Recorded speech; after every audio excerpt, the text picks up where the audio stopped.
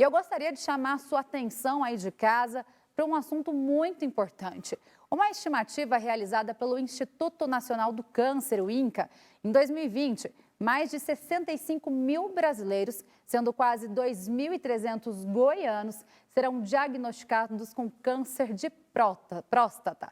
Os números, na verdade, são muito preocupantes. Por causa da gravidade dessa doença, de novembro ficou conhecido como o mês do Novembro Azul, né? O mês contra o preconceito para chamar a atenção para o diagnóstico precoce do câncer de próstata. E sobre esse assunto, eu vou conversar agora com o médico Marcel Cabral, que é médico urologista, atua no Hospital Araújo Jorge aqui de Goiânia. Doutor, muito obrigado pela sua companhia aqui com a gente, pela sua participação no nosso programa. Esse é um assunto extremamente importante. A gente passou o mês de outubro todo falando do Outubro Rosa para a saúde das mulheres. E agora a gente iniciando o mês de novembro com o Novembro Azul.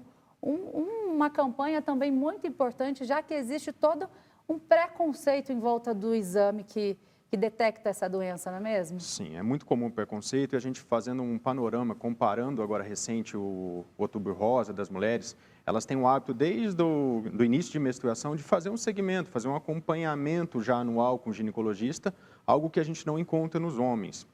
Eles já não têm essa rotina e ainda existe o grande preconceito dos exames, porque parte dos exames para avaliação, para tentar o diagnóstico precoce desse tumor de próstata, inclui o fatídico toque retal, o exame do toque.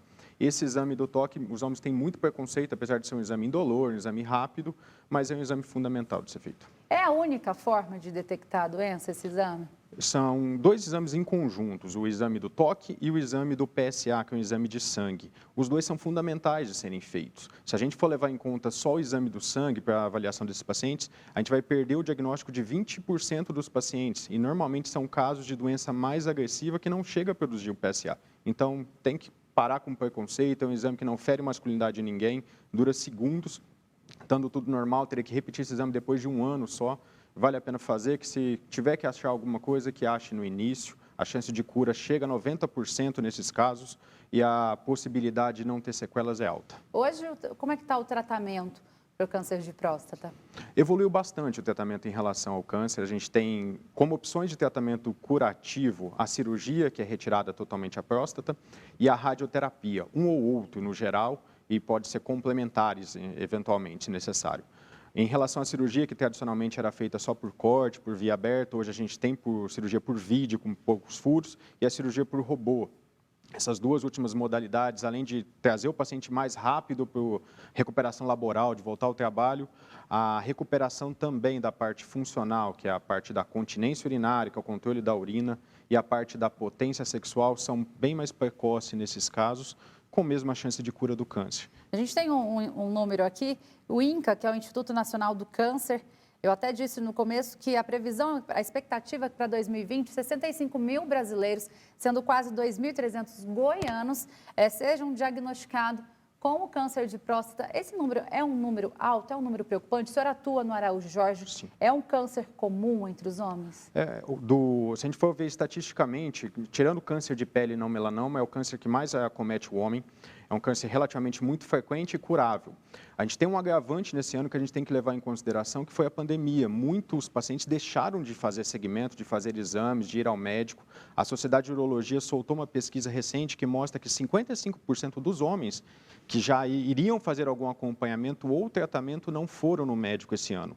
Então, a gente preocupa que normalmente já é um diagnóstico tardio em 20, 25% das vezes, que esse ano pode refletir em a gente pegar doenças mais avançadas, piorar nossa chance de cura. Então, é muito importante essa oportunidade de ficar na mídia, a importância do homem fazer o seu segmento e recuperar principalmente esses períodos de pandemia que ficaram ainda sem avaliação. Então, esse número de 65 mil para 2020, para 2021, pode ser que aumente ainda mais. Infelizmente.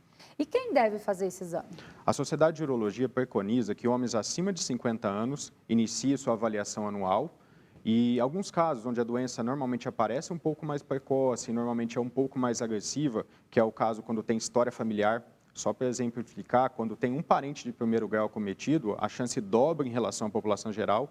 E no caso de dois parentes, irmão, pai, essa chance vai 6 vezes maior do que a população geral.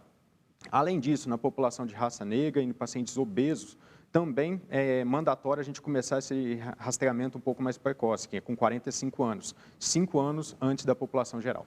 Doutor, e a gente estava conversando aqui antes do programa entrar no ar. Muito se fala da saúde da mulher, dos cuidados que a mulher tem com saúde, mas isso é importante que os homens também sigam esse exemplo, não esperar só a esposa, ou a irmã, ou a mãe pedir para ir no médico. Os homens também têm que se cuidar, né? Estatisticamente também, a gente for olhar para esse lado, o homem já vive em média 8 anos a menos do que as mulheres, que é um número relevante. E um dos fatores é o fato de não se cuidar tanto, não procurar atendimento. Essa oportunidade, às vezes, de fazer o acompanhamento que o urologista faz, às vezes, é uma porta de entrada para o médico para a gente avaliar uma hipertensão arterial, um diabetes, fazer diagnóstico de outras doenças que também estão perdidas, que também afetam muito a sobrevida do paciente.